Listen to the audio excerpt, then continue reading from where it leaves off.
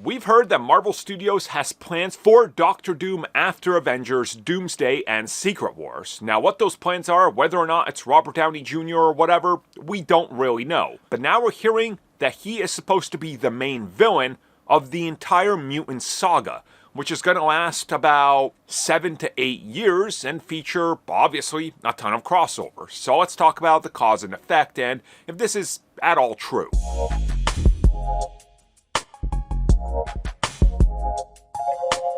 The whole Doctor Doom future scenario is such an interesting one because the scoopers and insiders are split on their reports. Half of them have been saying that the only Doctor Doom we're ever going to get is Robert Downey Jr.'s Doctor Doom, and after him, no more Doom. Now, of course, I've expressed my dissatisfaction and hatred towards this if this is true.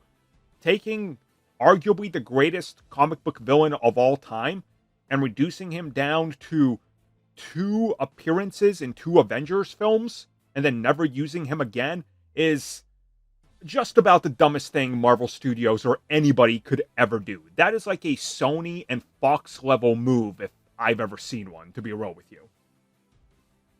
Now, at the same time, the other reports are saying, well, no, this isn't Doctor Doom the way you know him. This is more Iron Man Doctor Doom, and you're gonna get more Doom after with another actor, which I hope is the case. And that's what we're talking about today, I guess, partially, sort of. So, reports have recently surfaced that the plan for Doom is to stay after Secret Wars. Now, I should note there's no details on whether or not Robert Downey Jr. will play Doctor Doom for the rest of his life, I guess, at this point, or if they're going to recast Doctor Doom, and then another actor post-Secret Wars, post-soft reboot is sort of going to be the actor that's everywhere. Now, my guess would be that you recast Doctor Doom, and you get a younger actor, preferably somebody that is Romani, and you make him a name, just like they made Chris Evans a big deal, or Chris Hemsworth, or even Robert Downey Jr. Without Iron Man, nobody wanted to give him a shot, and Iron Man made him the actor and as popular as he is today. So my guess is they cast young because according to these reports, the Mutant Saga, while yes, each one is going to have a villain, right, that leads to that big crossover film, they're intending on it to last another, I guess, 8 to 10 years, like the Infinity Saga, and the big overarching bad will be Doctor Doom, who was sort of in charge or organizing everything and pulling the strings behind the scenes. So let's sort of take a step back and look at everything we know and how this might play out, because it's an interesting angle, right? So no matter what happens, at the end of Secret Wars, they are going to form one universe, right? Or retroactively add to the MCU, be like, oh yeah, mutants. They've existed all along. Victor Von Doom, he existed all along. The reason they don't mention them is because of all this time manipulation, but this new universe we're in now, everything is in one, here you go. In that way, this Doctor Doom would not be the one that lost during Secret Wars, right? Because it's a different character. At the same time, the X-Men are recast, you get a fresh new cast. If they want, they could even recast like Iron Man or Captain America or whatever. They can do things all they want. It's a soft reboot of a universe. It's an all new way to handle things. That's fine. But the way I'm looking at this whole scenario is if you're setting up Doctor Doom to be a villain once again, and he has to be an overarching villain, you got to make sure that each phase that's ending with an Avengers film needs to have the impact that the old crossovers did.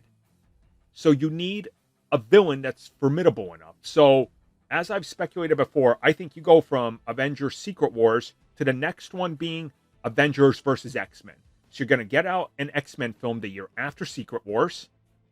And then the year after that, you're sort of doing maybe another Captain America or something that brings in a couple more Avengers, right? And then after that, you're doing Avengers versus X-Men.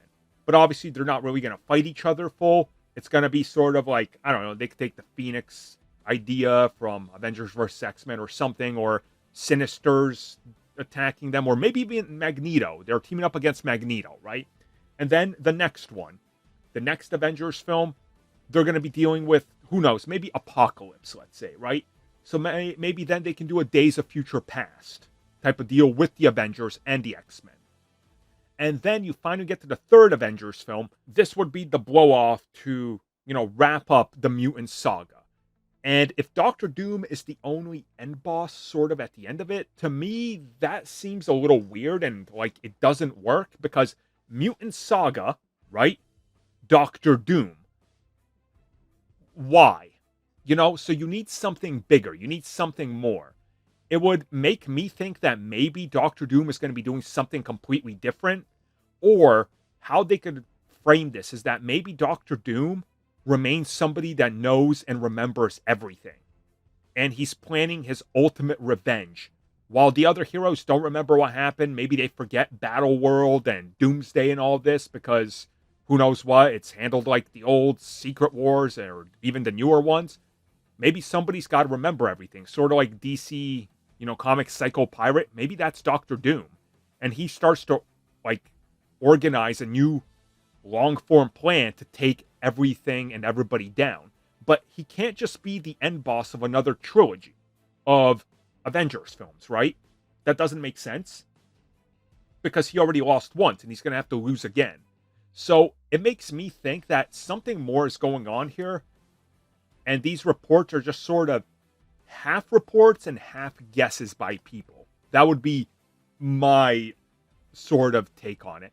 Because they got to stop messing with the multiverse once the Multiverse Saga is done. It's got to get back to normal storytelling in this one universe, So it'll be really interesting to see how this unfolds and how upcoming Fantastic Four sequels could handle it. And do they maybe start building up Doctor Doom? And then do we eventually also get proper Galactus in the MCU and then proper Surfer? Is Doctor Doom involved with them as well? Could that be the end goal? Like they're going to set up the ultimate Galactus for sort of the end of the Mutant Saga?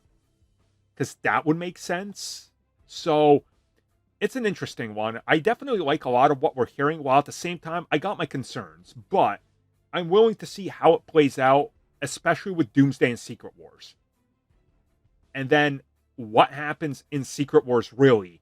That's the one that changes everything going forward. So I like a lot of these ideas and theories and scoops we're hearing out there, but I don't know. Something just feels off about Doctor Doom being the overarching villain for another decade and then taking another L.